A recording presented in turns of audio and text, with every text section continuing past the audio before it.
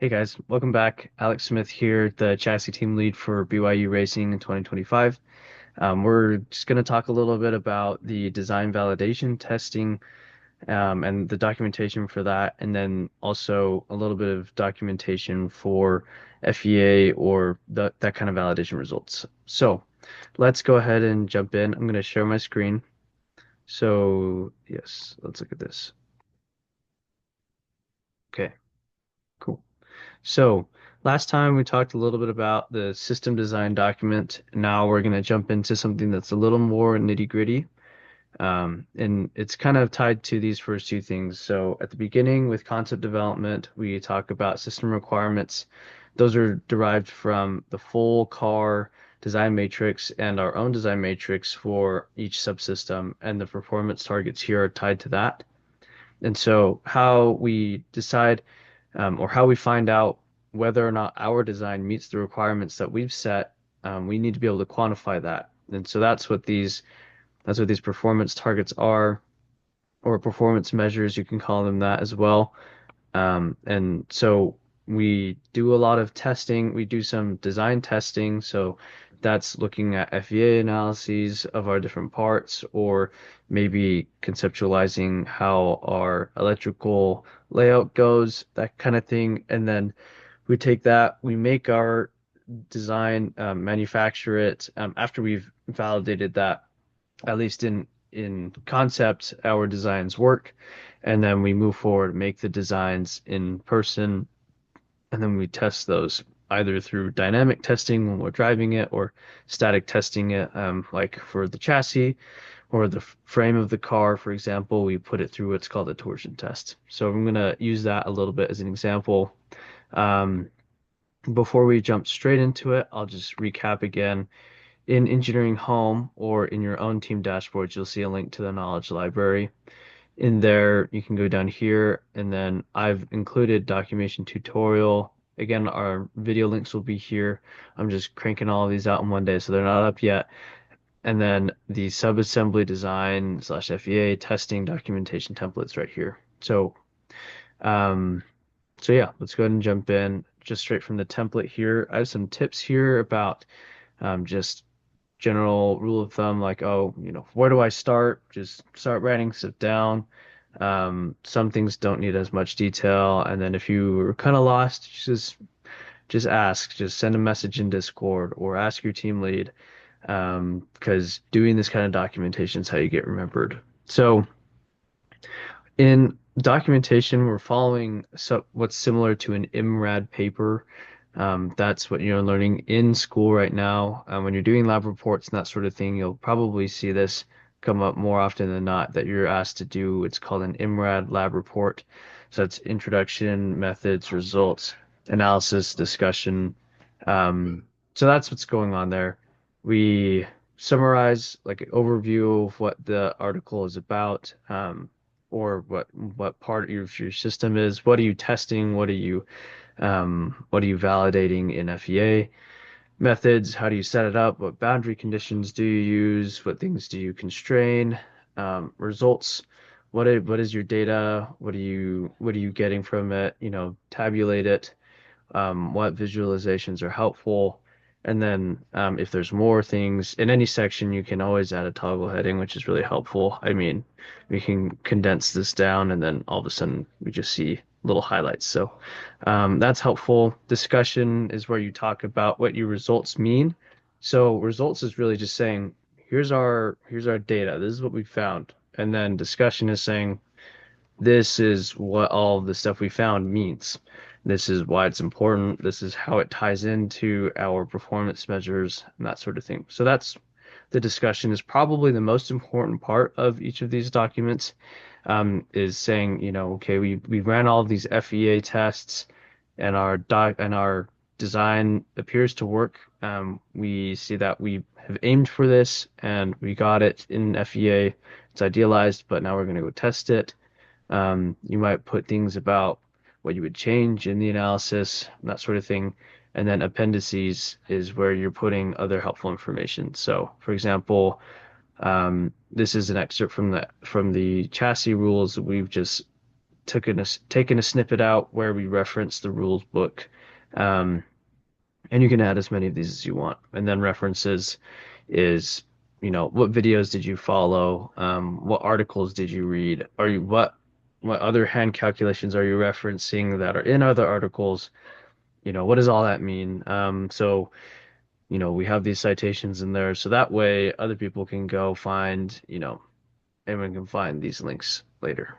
So, um, that's a little bit there. So let's go back to the chassis dashboard, just to kind of give an example of what the documentation looks like for that. For while I'm getting there, in the competition, we will have a design portion of the competition where we're discussing with design judges our each step of our design process. So, for example, the judge might ask, okay, why did you use a tube frame?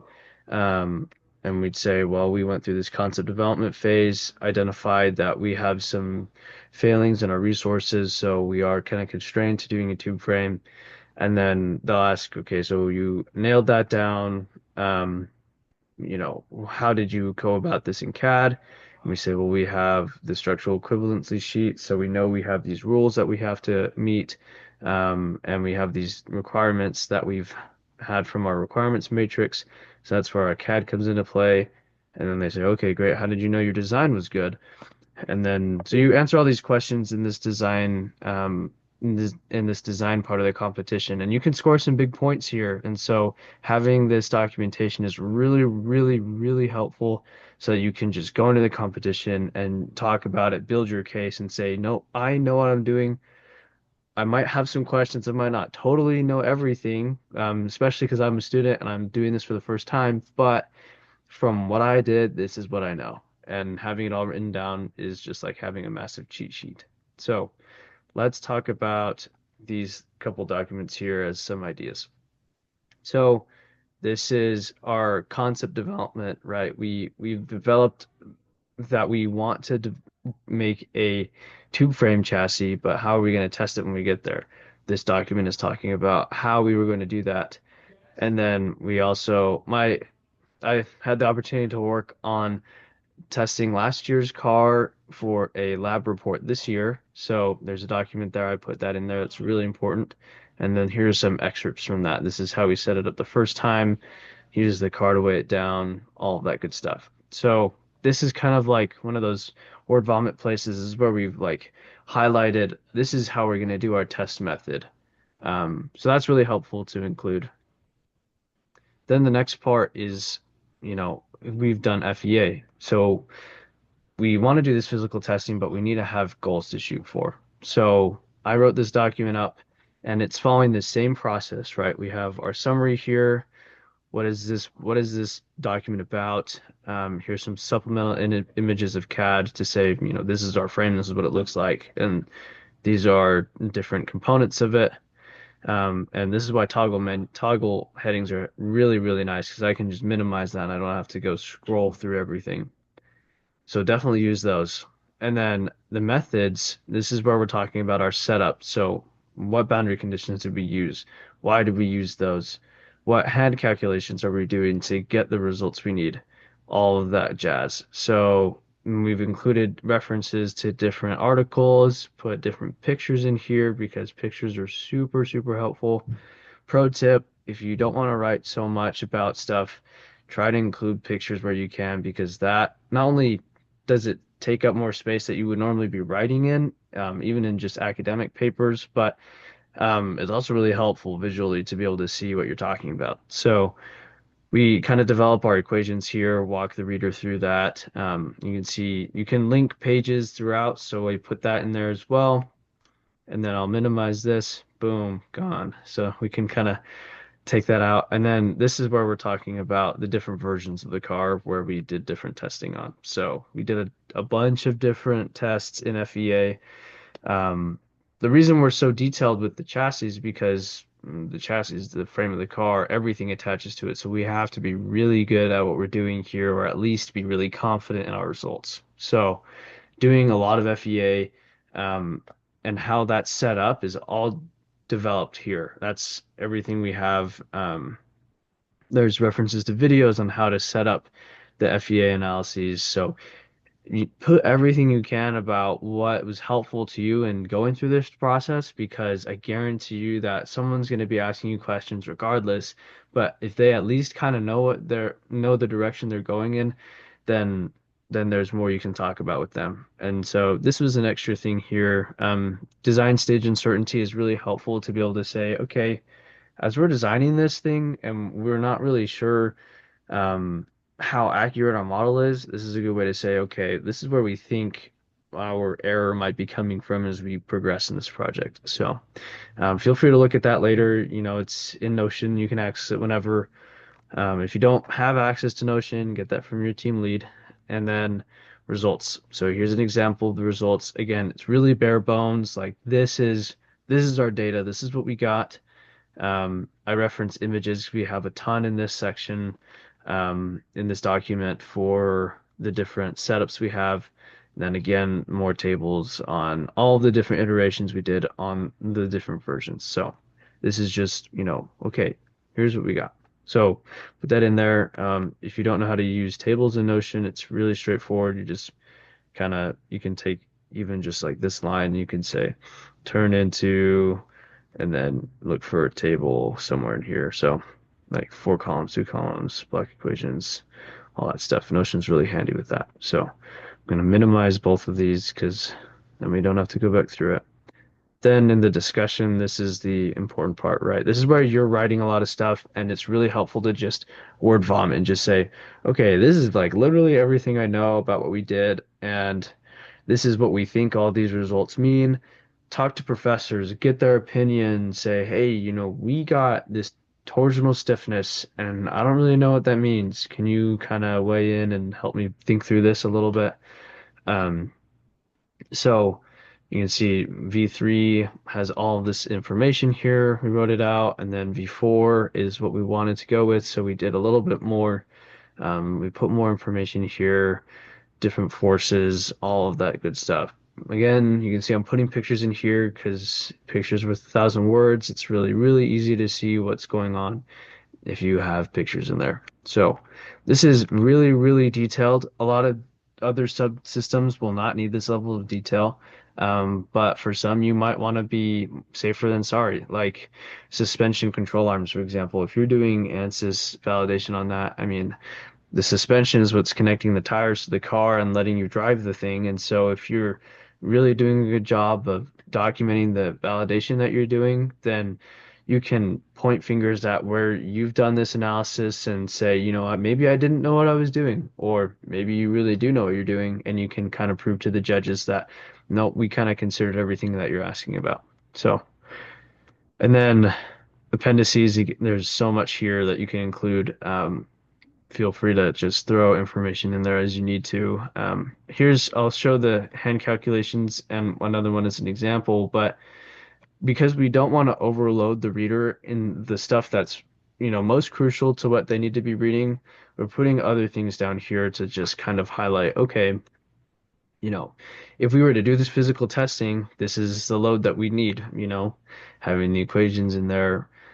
Notion is really helpful for writing equations, so I'd highly recommend you write it in here, versus Google Docs or something else. And then, like I mentioned before, we have a lot of images. A lot of these look really similar, but are not the same. And so having these in the appendix is a lot easier to reference them there than to just bomb the reader with images before. And plus, it'll make it really easy for you to just take what's absolutely necessary and compile it into a poster or a different format that's easier for you to present at competition. And then those who really want to get into the details, when you're done with this work, can go and do that. They can go and look at everything you wrote. And I'm sure not everything will be looked at, but a lot of stuff that's helpful is typically included in appendices in other research papers. And then, like we looked at before, references here, you can say, oh, I'm uploading my ANSYS workbench files, and it's going to take a minute, but that kind of stuff is really helpful. So sometimes zipping the files is better, and that might be what I end up doing. But um, yeah, so that's kind of the FEA side of things and how we're developing that documentation. And then The other things that are really helpful is welding the frame. So this is a document we wrote up for a list of tasks that we needed to get the frame built. This is how we highlighted, oh, what are we labeling things so that when we send this off to a manufacturer, they can cut and bend the tubes, label them, and get them back to us. What tooling, what material did we get? Thankfully, you guys have a lot of these things that we got. We invested in some good materials so that in the future you don't have to, and you can make this thing for a fraction of the cost. And then here's a strategy. So we just made step-by-step instructions on how to build things. So if you have that, put that in your documentation so that you can say this worked or this didn't, and you can also just discuss, okay, this is our step-by-step process. The judges love to see documentation in any way, shape, or form. So having this, you had a process from the get-go. These tubes went together, or the upright is attached by these many bolts with this many washers to the suspension links. Um, so yeah, so this is really helpful to include in your system design document. Then the very last one I'll show is this real world frame validation. So the first big document we looked at was the design stage, our FEA validation of our design. So we modeled something in Onshape, we've taken that and we've thrown that into modeling software where we can apply loads and we can see when it's going to fail based on the material properties and other extenuating circumstances. So Onshape also has tools with that they're developing, although they are very good. They're not great.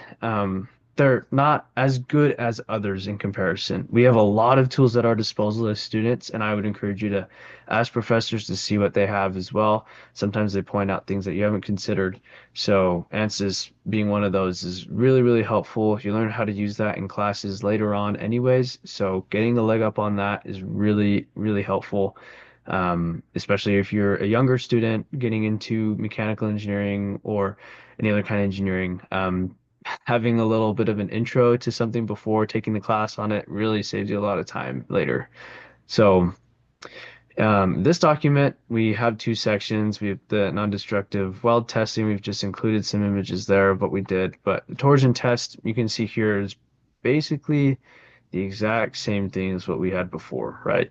Summary, methods, results, discussion, dependencies, the whole nine yards.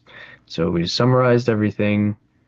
We wrote how we did everything, and we talked about the results we got, and then we talked about what those results mean, and then we have any other additional information that's helpful. So following this kind of setup guarantees that you get all of the information that's really necessary to those critical components, such as the rear sprocket of the car that's taking all this force, or the differential, the suspension control arms and the uprights, all of the real world validation you're doing on those things. Granted, some of this is going to be trickier because a lot of those things besides the frame are very transient, or time dependent analyses, and you need data from testing. And so having all of that information kind of comes with a little bit more time, but having this setup really helps just structure all of the information that you're trying to throw at the judge eventually, and helps you pull from what you know so that you can talk about it effectively. And so that's kind of all I have to say about this topic. But if you ever need some more guidance on this kind of stuff, please, please, please don't hesitate to ask questions to your team leads and to other members of the team that might have been around for a year or two. And definitely ask your professors. They really are not as scary as they seem.